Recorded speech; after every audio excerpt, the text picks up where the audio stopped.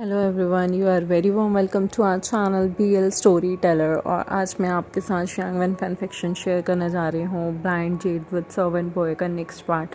चलिए उसे शुरू करते हैं। लास्ट टाइम हमने देखा था वी वुशान और हमारे प्याला लो वांगची एक दूसरे को हक करके सो रहे होते हैं और वो बहुत क्यूट लगते हैं। नेक्स्ट डे वो लोग उठते हैं और आज उन्हें युनमक से अपने लंच सेक्ट के लिए वापस जाना होता है। वो लोग प्रिपेयर तो करके आए थे कि वो कुछ टाइम रुकेंगे, बिकॉज़ यहाँ पे वो होता है ना, मतलब कंफर्टेबल नहीं थे वो लोग, क्योंकि यहाँ पे वेंसडे जिन्स थे और आज सारे सेक्ट वापस जाने की तैयारियाँ कर रहे थे। लवांगची जो है ना वो बहुत ब्यूटीफुल लग रहा होता है। सुबह विभूषण उसका बात वगैरह जो है रेडी करने के लिए बोलता है। रात में जंगछा भी उनके रूम में आ गया था और सुबह जो है वो धीरे धीरे करके पहले जंगछा जो है बात वगैरह ले लेता है और उसके बाद वो सेक्ट के कपड़े पहन के निकल जाता है, बिकॉज़ उसे बहुत सारे सेक्ट्स को सी ऑफ करना था। लवांगची और हमारे प्यारे सा हमारा क्यूट सा कपल जो है शैंगवन कपल रह जाता है और वो दोनों विभूषण लंजा दोनों मिलके बात वगैरह ले लेते हैं और रेडी होकर वो भी बाहर के लिए निकल जाते हैं। विभूषण जो है वो अपनी बैम्बू कैप और उसके साथ पर्दा लेना नहीं भूलता, ताकि वो हमारे प्यारे से क्यूट से लवांगची के फेस को ढक सके उन गंदे गंदे लड़कों से, आई मीन वेंस और जिन्स से। वो लोग बाहर की तरफ निकलते हैं। लेन चचन भी उन्हें मिलते हैं। वो सारे के सारे मिलके सबको सी ऑफ करते हैं और वो सारे के सारे धीरे धीरे वहाँ से प्रस्थान लेते हैं और जो उनका पानी का पोर्ट होता है जहाँ पर बहुत सारी नाव होती है उस साइड के लिए निकल जाते हैं। वेंस और जेंस ऑलरेडी वहाँ के लिए निकल चुके थे। अब लेन सेक्ट की बारी थी। लेन सेक्ट भी हमारे प्यारे जियांग्स कपल यानी कि जियांग फेंगमिया और मैडम यू से जो है वहाँ से जाने की अनुमति लेते हैं और अब जाने के लिए प्रस्थान करते हैं। धीरे धीरे वो चल के जा रहे होते हैं। लंजा जो है उसने वो छोटा सा क्यूट सा जो पाउडर था, फेस पाउडर मतलब कह लो या क्रीम स्टाइल कह लो, वो अपने फेस पे लगाया होता है, जो उसके लिए हमारा विभूषण लेके आता है।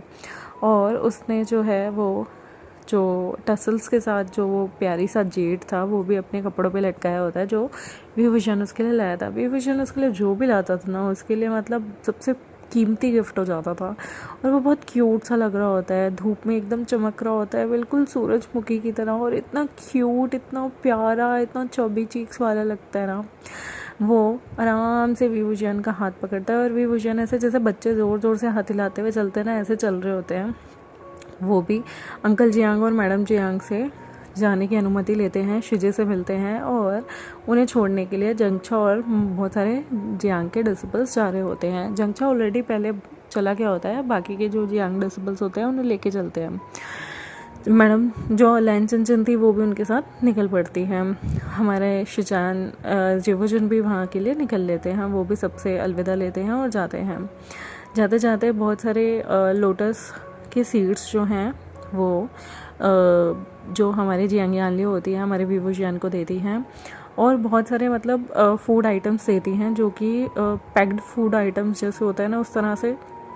वो कुछ पापड़ वगैरह छोटी मोटी चीज़ें जो हैं जैसे कि आम का अचार, इस तरह की चीज़ें हमारे विभूषण के लिए भेजती थी, क्योंकि वो जानती थी कि जो लेन सेक्ट का खाना है ना वो बहुत ही ज़्यादा बेकार है। आई मीन हेल्दी फूड तो है लेकिन टेस्टलेस है। तो वो जानती थी कि कितना विभूषण को चटपटी चीज़ें पसंद थी और अब तो धीरे धीरे वो लवांगची को भी बिगाड़ने लगा था। तो इसलिए वो उन दोनों के लिए वो सारी चीज़ें प्रिपेयर करती है और उन दोनों को भेजती है। उसके स्ट्रिक्ट ऑर्डर होते हैं।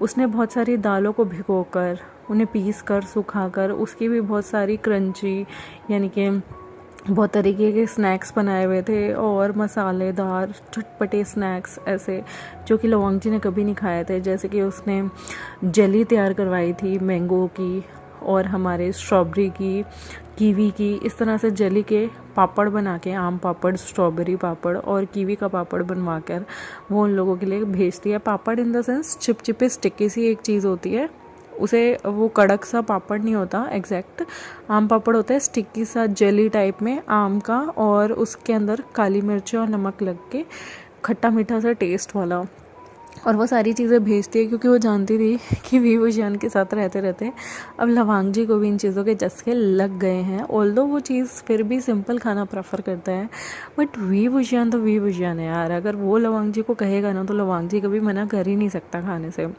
वो दोनों के दोनों प्रिपेयर करते हैं हर चीज़ और वहाँ से अलविदा लेते हैं।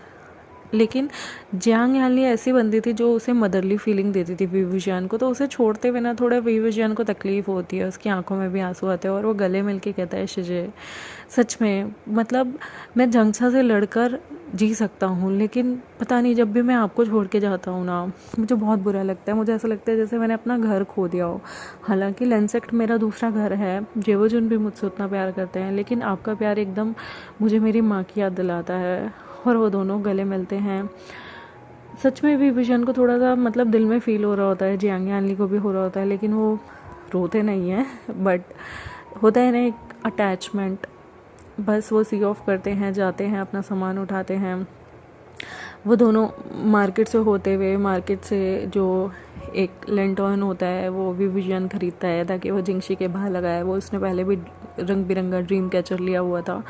वो 2 रैबिट वाला एक लेंटर्न भी लेता है ताकि लंजा के रूम में लगा सके। वो बहुत सारी खुशबू वाली, मतलब जो फ्रेश लोटस की खुशबू होती है ना ऐसी, और अलग अलग खुशबू की भी, क्योंकि वांगजी के रूम से हमेशा सैंडलवुड की खुशबू आती थी, तो वो जिंगशी के बाहर एक बैठने का एरिया बनाना चाहता था जहाँ से अलग अलग खुशबू आए अलग अलग जगह की, और उसे मतलब हमेशा घर वाली हर चीज़ की फीलिंग हो। क्योंकि उसके फादर जो थे वो जियांग सेक्ट में काम किया करते थे, तो उसे भी एक फैमिली वाला माहौल मिल जाए। और अपनी यादों को समेटता हुआ विभूषण यहाँ से जाता है। उसे बहुत सारी चीज़ें बहुत अच्छी लगती हैं। वो एक जेड हेयर पिन भी हमारे लंजा के लिए लेता है, और वो जेड पिन वो जेवोजुन के लिए भी लेता है, बिकॉज़ उसके लिए वो बड़े भैया थे और अपने भाई को कोई चीज़ का गिफ्ट देना कुछ गलत बात नहीं होती। वो लंजा और भैया के लिए, दोनों के लिए लेता है, दग के लिए लेता है, और वहाँ से जाने लगता है। वो एक पेंटिंग कलर्स भी उसे एक जगह मिलते हैं और वो ख़रीदता है क्योंकि उसे पेंटिंग बनाना बहुत पसंद था, और वो चाहता था कि इस बार जब वो जाए ना तो वो लंजा की एक ब्यूटीफुल सी पेंटिंग अच्छी बड़ी सी बनाकर अपने रूम में लगाए। वो पेंटिंग कलर्स भी ख़रीद लेता है। काफ़ी सामान था जो उसने ख़रीद लिया था, और जेवोजुन कभी उसे मना नहीं करते थे, पैसे से रिलेटेड भी नहीं और किसी चीज़ के लिए भी नहीं, क्योंकि उसने जो कर दिखाया ना, जो उसने लंजा को जिस तरह से संभाला, जो इतना डरा सहमा बच्चा था जो रूम से बाहर नहीं निकलता था, उसे पूरी दुनिया घुमाने का जो ज़िम्मा इस बच्चे ने लिया है ना, ये 14-15 साल के बच्चे ने, वो कोई नहीं कर सका था। जेवोजुन तो इमेजिन भी नहीं कर सकते थे उसके बिना वो लंजा को वो फ्रीडम दे सकते, या लंचरन कहीं भी बिना लंजा को इस तरह से छोड़ के कहीं जा सकते। और आज की डेट में वो चाहे 14-15 साल का एक टीनेजर था, लेकिन उससे दुनिया काँपती थी क्योंकि वो लंजा को कुछ भी होने नहीं दे सकता था। वो लंजा का इतना ख्याल रखता था और कभी लंजा को गलत नज़र से नहीं देखता था। ये सबसे बड़ी बात होती है गाइस, क्योंकि कभी कभी क्या होता है अपने ही घर में ना विभीषण छुपा होता है और हमें पता नहीं चलता। लेकिन यहाँ पर ऐसा था कि loyalty is the first thing, और अगर जहाँ पे लॉयल्टी है, ट्रस्ट है, फेथ है, वहाँ कोई चीज़ आ ही नहीं सकती गाइस। विभूषण आज की डेट में उनके लिए वो बन चुका था कि वो विभूषण के बिना नहीं रह सकते थे। विभूषण था जो लंजा को संभालता था, उसे इतना ज़्यादा इम्प्रोवाइज़ कर चुका था, उसे इतना सुधार चुका था। लंजा यहाँ खड़ा था, युनमग आ गया, बहुत बड़ी बात है। वो मैं से टक्कर ले लेता है। एक टाइम पे वो बेचारा कुछ बोल नहीं पाता था और आज वो लोगों को धक्का तक मार देता है जो विभूषण के पास आ सके। इतना कॉन्फिडेंस अगर कोई आप में ला सके तो वो इंसान गाइस उसका असल ज़िंदगी में भी कभी साथ नहीं छोड़ना चाहिए। जो आपके साथ हो, आपके गलत को गलत और सही को सही कह सके, आपके साथ कदम से कदम मिला के चल सके, इससे ऊपर क्या चाहिए ज़िंदगी में। और इस तरह की दोस्ती या फिर इस तरह का प्यार जीवन को ना सफल कर देता है। और ये मतलब कहते हैं ना, ये किस्मत वाले को ही नसीब होता है। तो जेवोजुन जानते थे और लंचरन भी जानते थे। वो दोनों वो सारे के सारे लन सेक्ट आगे प्रस्थान करते हैं, और वो दोनों तो अपनी धुन में मगन होते हैं, इधर उधर घूमते हुए जाते हैं। और विभूषण ने जो है अपनी बैग पे जो है हैट कैरी की होती है। वो जैसे ही डॉक के पास जाते हैं, यानी कि जहाँ पे समुद्र का इलाका आ जाता है और नौकाएं बंदी थी, नावें बंदी थी और लोगों को जाना था नाव से, तो वहाँ पे वो देखता है लेंसेट जो है ना, वो हमारे प्यारे से वांगची, जो कि बहुत खूबसूरत ब्यूटीफुल एंजल की तरह लग रहा होता है, उसे घूर रहे होते हैं और बिल्कुल लस्टफुल गेज़ होता है भाई, बस यहीं पकड़ के कुछ कर देंगे। इस तरह के गेज़ में बिल्कुल उनके मुंह से लार टपकने वाली हो रही थी, उनकी आंखें बिल्कुल ऊपर से नीचे तक वांगची को ताड़ रही थी। तो विभूषण क्या करता है, फटाफट से अपनी बैग से ना फटाफट से वो हैट निकालता है और हमारे वांगची के सिर पे रख देता है। वांगची कहता है विभूषण मुझे नहीं पहननी अभी ये हैट। वो कहता है चुप करो वांगची। तो लंजा चुप करो, तुम्हें नहीं पता यहाँ पे वेंस है और जेंस है, मैं नहीं चाहता वो तुम्हें घूर के देखें। वो फटाफट से उसका वेल से उसका पूरा मुंह कवर कर देता है, जो कि उस बैम्बू हैट के अराउंड लगी हुई थी, नेट की वेल थी। और वो कहता है तुम इसे तब तक नहीं खोलोगे जब तक हम इन जल्लादों की नज़रों से पार नहीं हो जाते। मुझे बिल्कुल नहीं पसंद ये लोग जिस तरह से तुम्हें घूर घूर तक के देखते हैं। क्या इन्होंने कभी कोई खूबसूरत सा पिग नहीं देखा क्या? लंजा कहता है क्या बकवास कर रहे हो, मैं पिग थोड़ी हूँ, मैं तो डॉल हूँ, तुमने ही तो कहा था मैं एंजल हूँ। वो कहता है हाँ हाँ ठीक है चुप करो तुम, पर सच में मेरा तो मन कर रहा है जिन जुशन तुम्हें देख रहा है ना, इसका तो मुंह तोड़ देना चाहिए। और इस वन चाओ का भी कैसे घूर घूर के देखते हैं तुम्हें। इनके सेक्ट में और भी तो कितनी सारी लड़कियां हैं और कितनी सुंदर सुंदर हैं, पता नहीं इन्हें तुम्हें क्या मतलब, ये तुम्हें ऐसे क्यों घूर के देखते हैं। मुझे बिल्कुल अच्छा नहीं लगता इन लोगों का इस तरह का घूरना। लंजा कहता है मुझे फ़र्क ही नहीं पड़ता, चलो अच्छा ही है ना, विभूषण में देख नहीं सकता, कम से कम मुझे इन लोगों के मुंह नहीं लगना होता और ना ही मुझे इन लोगों की वजह से टेंशन होती है। और वो लोग अभी भी जो है लंजा को घूरना नहीं छोड़ रहे होते। तो विभूषण क्या करता है, लंजा को दूसरी साइड ले लेता है उन लोगों से छुपाते हुए और कहता है लंजा तो मेरे पीछे पीछे चलो और मेरी बैग को पकड़ लो। मैं नहीं चाहता कि ये तुम्हारा वेल में भी चेहरा देखें, इन मनहूसों को तो तुम्हारी एक झलक भी नहीं दिखाना चाहता। चलो, और सच में इनमें से एक का भी अगर तुम्हारे लिए रिश्ता है ना तो मैं ही मना कर दूंगा। मैं तो कभी नहीं चाहता तुम ऐसे गंदे से सेक्ट में जाओ जहाँ के लड़के इतने ठरकी हैं। ये ऐसे हैं तो सोचो आगे तुम्हारा हाल ही क्या होगा। और विभूषण पॉजिटिवली लंजा को अपने पीछे पीछे छुपाते हुए वहाँ से ले जाता है। तभी वहाँ पर जिनजुशन और वेंचाओ कहते हैं इतना क्या छुपा रहे हो लवांगची को, वो एक गेर है और हम सब यानी कि हम सारे सेक्ट्स के राजकुमार उसे अपनी कॉन्कनबाइन या फिर सेकंड बीवी बना सकते हैं, क्योंकि वो देख नहीं सकता तो वो हमारी फर्स्ट वाइफ तो बनने के काबिल नहीं है, क्योंकि हम होने वाले सेक्ट लीडर हैं या फिर ऊंची पोस्ट पे रहने वाले बंदे हैं। कॉन्कनबाइन तो वो हमारी बन सकता है या फिर कॉन्सोर्ट। ये सुनते ही विभूषण को गुस्सा आता है और कहता है शक्ल देखिए अपनी, तुम जैसे बंदे ना 100 बार भी जन्म ले लेंगे ना तब भी मैं वांगची की शादी तुमसे नहीं होने दूंगा। तो वहाँ से जिनजुशन कहता है तुमसे कौन पूछेगा, हम तो सेक्ट लीडर से पूछेंगे। और वैसे भी अगर ये शादी होनी होगी तो ये 2 सेक्ट के बीच के अलायंस होंगे। तुम्हारी राय किसी ने नहीं मांगी तो अपना मुंह बंद रखो। तभी विभूषण कहता है लंजा मेरा दोस्त है, इसके ज़िंदगी के फैसले मैं भी ले सकता हूँ।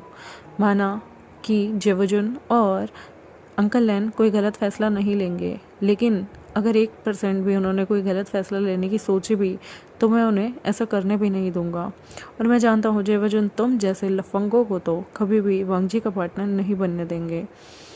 जिनजुशन कहता है अच्छा लवांगजी से तो पूछ लो, क्या पता वो ही हमारे साथ बेड में। इतना वो बोलने ही वाला होता है कि फटाफट से विभूषण उसका कॉलर पकड़ लेता है और कहता है तुम्हारी हिम्मत कैसे हुई लंजा के लिए बकवास करने की। लेकिन सारे मिलके जेवजुन वगैरह विभूषण को पीछे करवाते हैं और वो कहता है अगर तुमने बकवास की तो याद रखना तुम्हें ये सब बहुत महंगा पड़ेगा। तभी जेवजुन बोलते हैं सेक्ट लीडर जिनसे मैं बात करूँगा, जिंग ग्वांगशान से अब मैं बात करूँगा। तुम्हारी बहुत हरकतें हो गई और बहुत टॉलरेंस हो गई, अब तुम पूरा अपॉलॉजी लिख कर दोगे। और याद रखना मुझे तुम्हारी अपॉलॉजी नहीं आई तो हम तुम्हारे सेक्ट के साथ अलायंस तोड़ देंगे। तुम्हारी बदतमीजियों की हद हो गई। अब अंकल और मैं खुद सेक्ट लीडर जिनसे बात करके तुमको सज़ा दिलवाएंगे। ये सुनते ही जिनजुशन जो बहुत अकड़ में था उसकी हवाएं निकल जाती हैं, क्योंकि वो भूल गया था कि वहाँ जेवजुन भी थे जो कि एक सेक्ट लीडर भी हैं और लंजा के भाई भी। और वो जानता था कि जेवजुन को अभी नहीं पता कि बचपन में जो उसे बुली करता था यानी कि लंजा को, वो और कोई नहीं जिन जुशन और वो सुशी ही था। तभी हमारे जिन जुशन कहता है सेक्ट लीडर वो मैं तो बस ऐसे ही टीज। तभी जो हमारा जवाजुन होता है वो कहता है चुप रहो, अब तुमसे बात अंकल जिन सेक्ट लीडर जिन ही करेंगे और तुम्हें जो सफाई देनी है अब तुम उन्हें सफाई देना। हमारे सेक्ट से उन्हें लेटर पहुंच जाएगा और याद रखना इस बार तुम्हारी सज़ा ऐसी होगी कि तुम ज़िंदगी में किसी को भी डिसरिस्पेक्ट करने के आदी नहीं रहोगे, याद रखना। और अपोलॉजी लेटर वो तो तुमसे सेक्ट लीडर जन लिखवाएंगे, हमें लिखवाने की ज़रूरत नहीं है। ये बोल के जवाजुन आगे की तरफ चले जाते हैं। वो धीरे धीरे दोनों विवुजियान और जवाजुन लंजा की हेल्प करते हैं नाव में चढ़ने के लिए और अंदर नाव में बिल्कुल सेफली ले जाके वो चुपचाप विवुजियान जो है लंजा को बैठा देता है। वो लंजा के जो है ये टोपी मतलब बैम्बू हैट वगैरह हटा देता है ताकि लंजा जो है आराम से खुल के सांस ले सके। लेकिन वो लंजा को कहता है चुपचाप मुझे हक कर लो और मेरी चेस्ट में अपना चेहरा छुपा लो, मैं नहीं चाहता ये लोग तुम्हारे चेहरे को देखें, मैं नहीं चाहता ये तुम्हें नज़र लगा दे। मेरे पास एक ही तो खूबसूरत सा दोस्त है, उसे भी ये हरामखोर नज़र लगा देंगे। तभी उसकी नज़र मेम्या से मिलती है और वो मेम्या को बाय बाय कहता है। मेम्या भी उसे आंखों ही आंखों में इशारों में बाय बाय कहती है। विवुजियान जानता था कि वो जिन जुशन के सामने उसे खुलकर बाय नहीं बोल सकता क्योंकि उसके लिए आगे चल के सेक्ट में पंगा हो सकता है। वो सारे के सारे अपनी अपनी नाव में बैठते हैं और अपने अपने सेक्ट के लिए रवाना हो जाते हैं। मैं आज का चैप्टर यहीं ख़त्म करती हूँ। आई होप आपको ये चैप्टर अच्छा लगा हो तो मेरे चैनल को सब्सक्राइब कर दे, वीडियोज़ को लाइक कर दे, वेंगशन शियान वेंग फैंस के साथ शेयर कर दें। Bye bye.